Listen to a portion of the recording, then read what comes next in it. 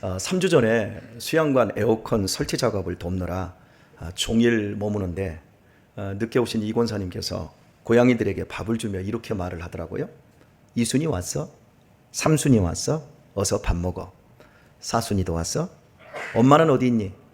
이순이 너는 어디가 아프니? 눈물 흘리고 안 먹는 것이 어디 아픈 것 같은데 괜찮니? 권사님께서는 들고양이들에게 각각 이름을 붙여주고 다정하게 대해주시는 것이었습니다. 제가 이민자 권사님을 알고 지낸 21년 동안 권사님께서는 여러 마리의 동물들을 키우셨습니다. 효명 아파트 사실 때 딸이 키우다가 억지로 떠맡겨진 뭉치와 리아라는 이름의 작은 개들이 있었는데 무척이나 사랑을 쏟았던 기억이 있습니다. 뭉치라는 이름 앞에 성씨도 있어요. 돈. 돈 뭉치.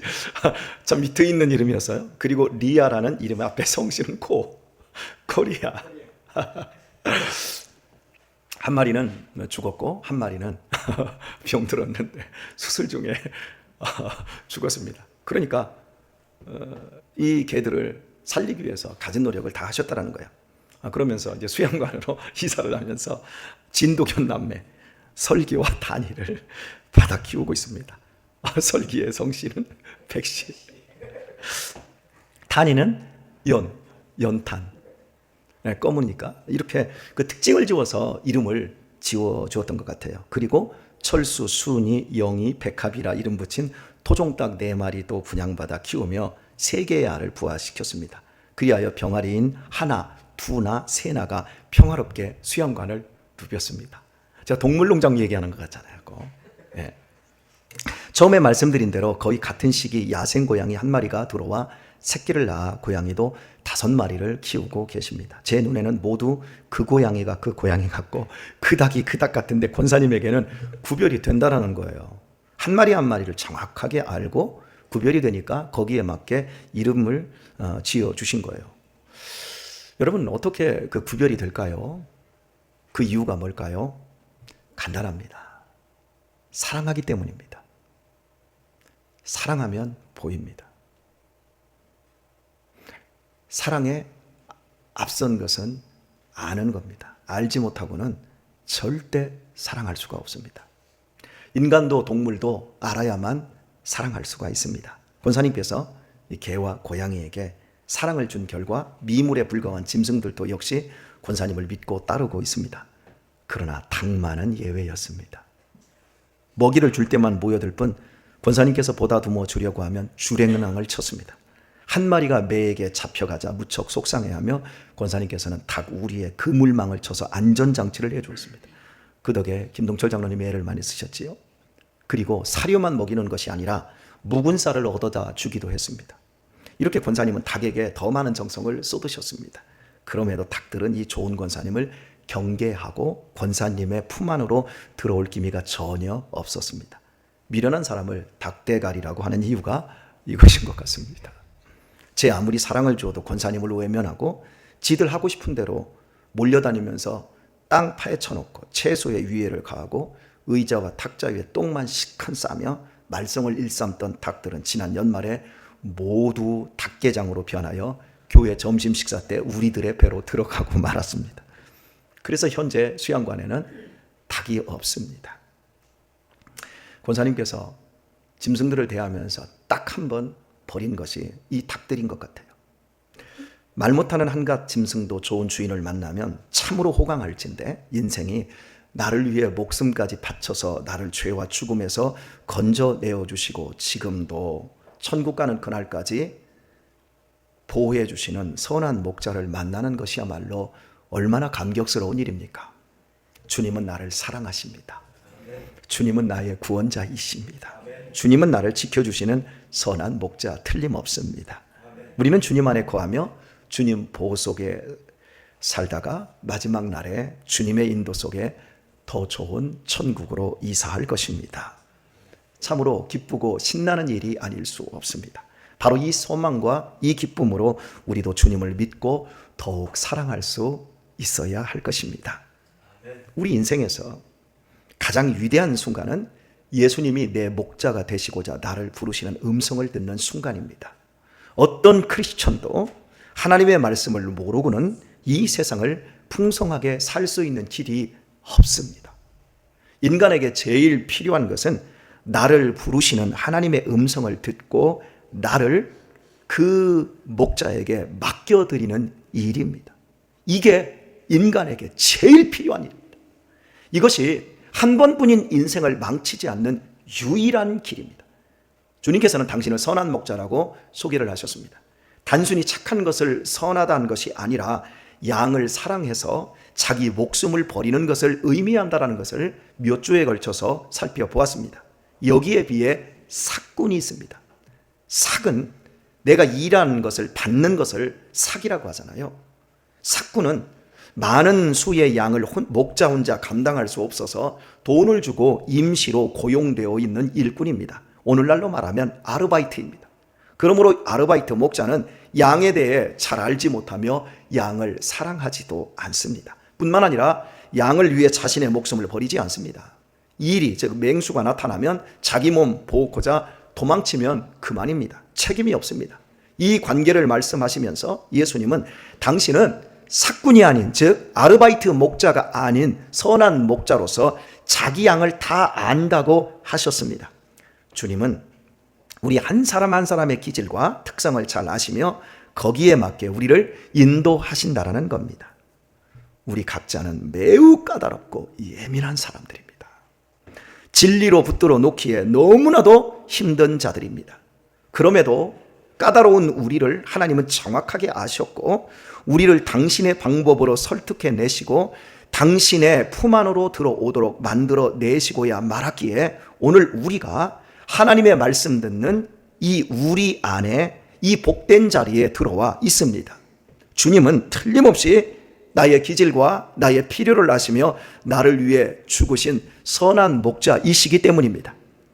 사마리아 수가성에서 여인을 만나셨을 때 예수님은 여인의 모든 것을 알고 계셨습니다. 그녀가 어떻게 살아왔으며 어디서 실패를 했는지 지금 어떤 상태에 있는지 다 알고 계셨습니다. 도저히 주님을 이 여인은 따르지 않을 수 없었어요. 모든 걸 다 알고 있기 때문에. 삭개오가 예수님을 만났을 때 어이 거기 내려와봐 하지 않고 그의 이름 삭개오를 정확하게 부르셨어요. 예수님께서 자신의 전부를 알고 찾아오셨을 때 삭개오는 자신의 불의한 전 재산을 내놓고 민족의 배신자에서 최고의 자선가가 될 수 있었습니다. 그의 죄와 내면의 갈등을 다 아시고 이미 용서해놓고 찾아오신 선한 목자이신 주님을 삭개오가 만났기 때문입니다. 빌립의 친구 나다나엘은 예수님을 소개받았을 때 예수님을 갈릴리 사람인 것 때문에 의심했습니다. 갈릴리에서 어떻게 선한 것이 나오냐 따졌습니다. 그러나 그가 직접 갈릴리 사람 예수님을 만났을 때 그분은 하나님만 아실 수 있는 자신의 마음속의 갈등을 알고 있었습니다. 나다나엘은 자신이 무화과나무 아래서 무엇을 했는지 알고 있는 예수님을 영접하지 않을 수 없었습니다. 이렇듯 주님께서는 당신의 양들을 무작위로 끌어모으신 것이 아니었습니다. 정확히 알고 당신의 우리 안으로 불러내신 것이었습니다. 참된 목자는 양의 상태와 필요를 정확히 알고 있습니다. 양보다 더 중요한 것을 보는 것이 목자입니다.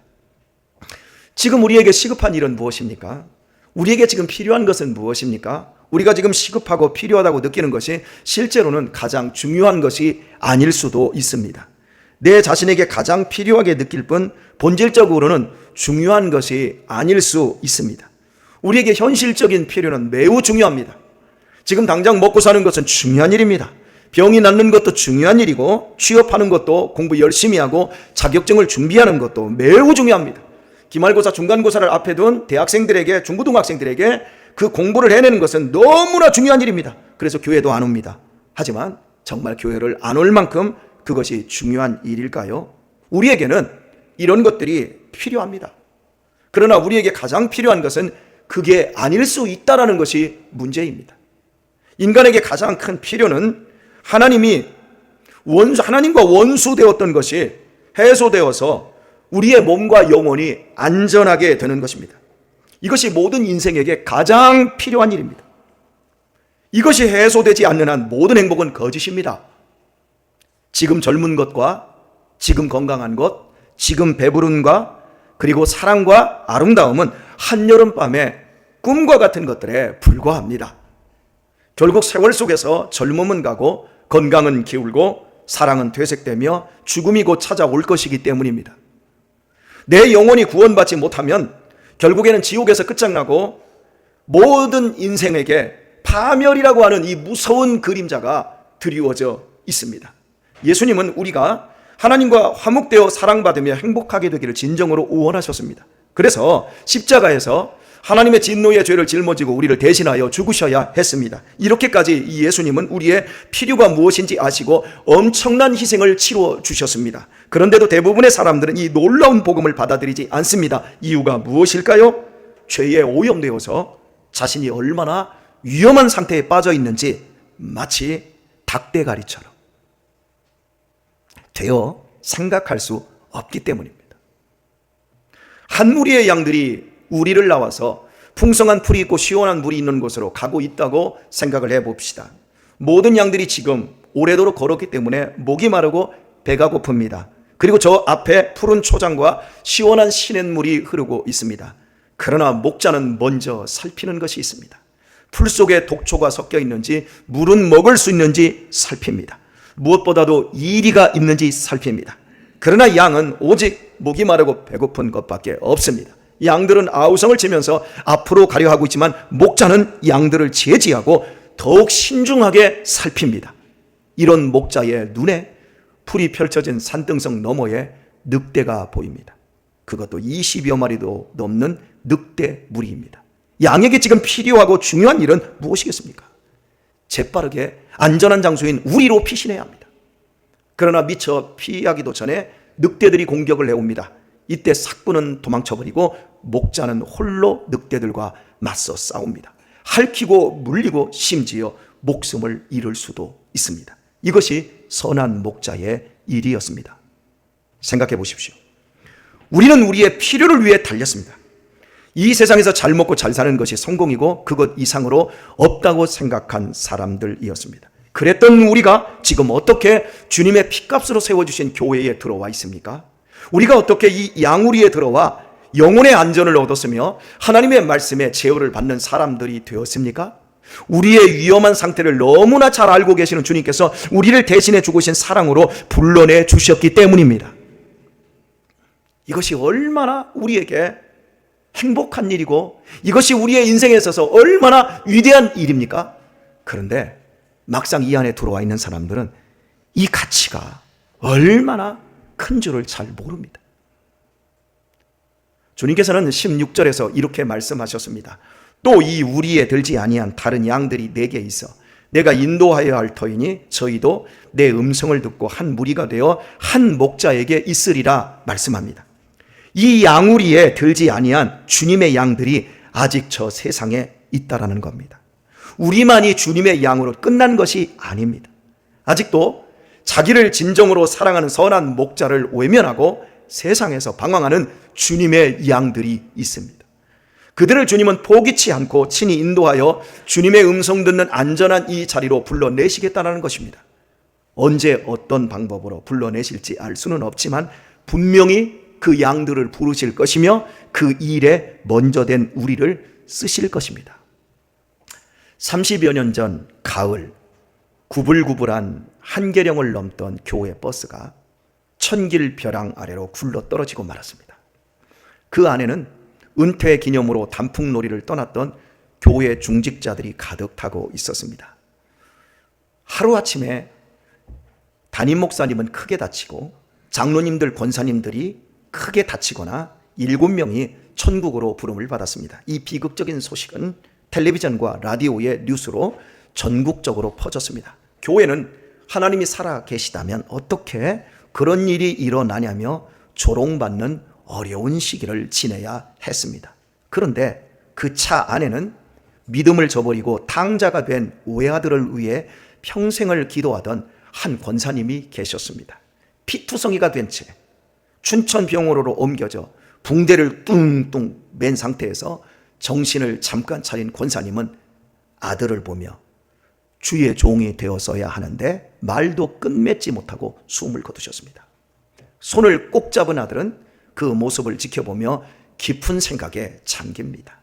순교자인 할아버지의 손자로 태어나 어린 시절 목사가 되겠다고 했지만 장성한 후에 목사는커녕 신앙마저 저버리고 좋은 머리를 미천으로 사업을 펼쳐 떼돈을 벌었고 또 떼돈을 벌어가고 있는 중에 세상 즐거움을 만끽하며 50의 나이를 막 넘기고 있었습니다.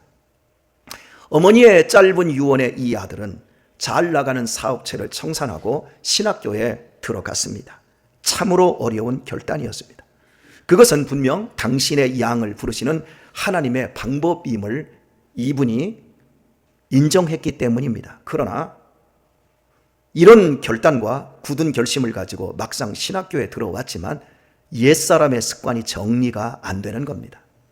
점심시간까지 꾹 참았다가 신학교에서 멀리 떨어진 주택가에 가서 담배를 태우고 돌아옵니다.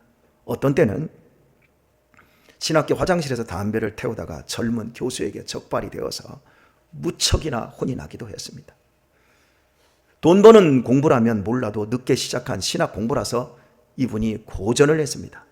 하루하루 자기와의 처절한 싸움을 하며 이 아들은 조금씩 바뀌어가기 시작했습니다. 제 동기 이야기입니다. 제가 옆에서 지켜본 분입니다. 신학교에서 이분을 처음 만났을 때 이래서 이분이 목회하겠나 싶었습니다. 어떻게 신학교에서 이런 분을 받아들여줬나 의문이 들 정도였습니다. 말씀드린데도 담배도 끊지 못하고 술도 끊지 못하고 매우 세상적이었습니다. 주식과 부동산으로 돈 버는 이야기밖에는 없었습니다. 도대체 경건한 구석이 전혀 없었습니다. 기도하는 것도 몰랐습니다. 같이 기도하자면 슬그머니 사라져버립니다. 신학교 분위기만 세속화시키는 분이었습니다. 한심스러웠습니다.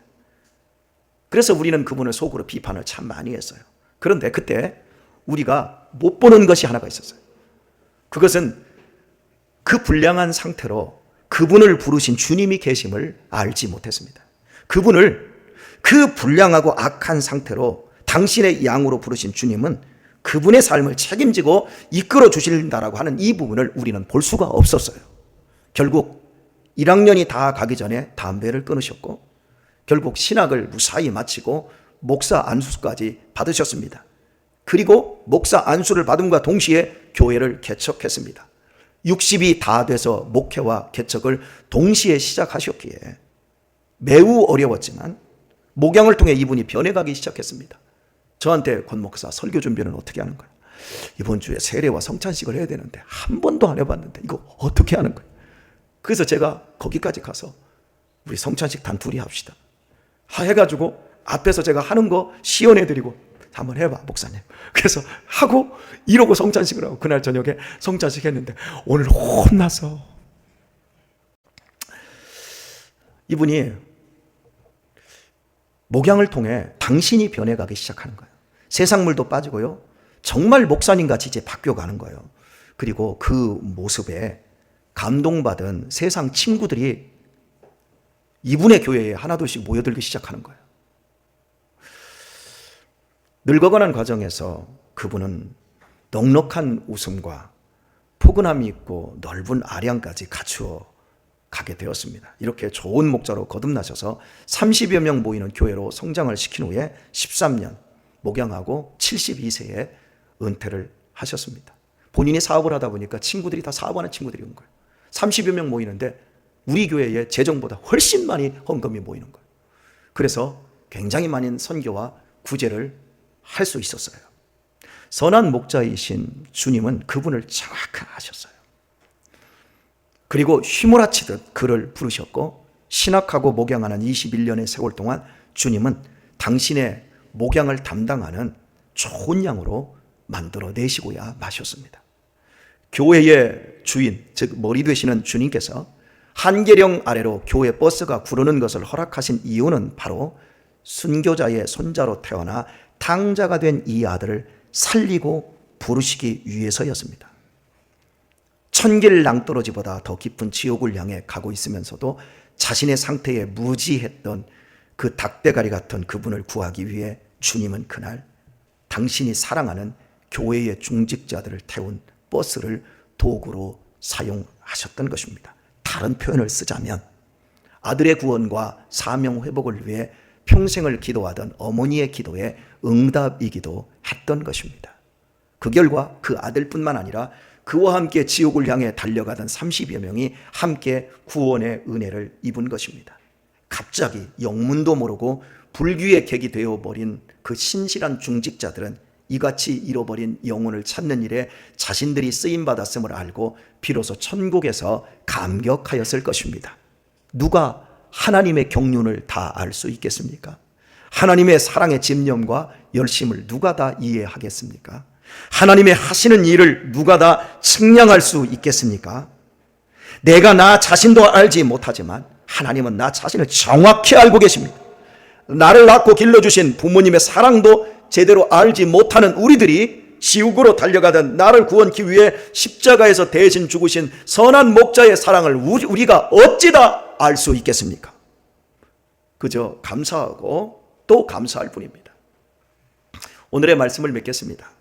주님은 우리를 구원하고 보호하고자 십자가에서 죽으신 선한 목자이십니다. 주님은 당신의 양을 절대 포기하지 않습니다. 안에 있든지 밖에 있든지 당신의 양을 주님은 절대 포기하지 않습니다. 주님이 선한 목자이신 이상 나뿐만 아니라 내가 기도하는 사람들에게도 분명히 선한 목자이십니다.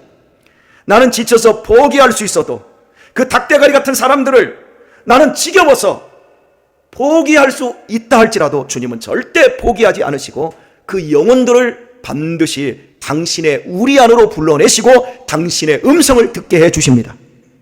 어디에 있든 어떤 방법으로 찾아가셔서 하나님과 화평을 이루어 내고야 마실 것입니다. 그리하여 돌처럼 완고한 영혼들이 변하여 새 사람이 되고 천국을 소망하는 복된 인생으로 변화될 것입니다. 그러므로 권면드립니다. 주님께서 선한 목자이심을, 나의 선한 목자이심을 여러분이 믿는다면 영혼의 안전을 얻은 것으로 끝내지 마십시오.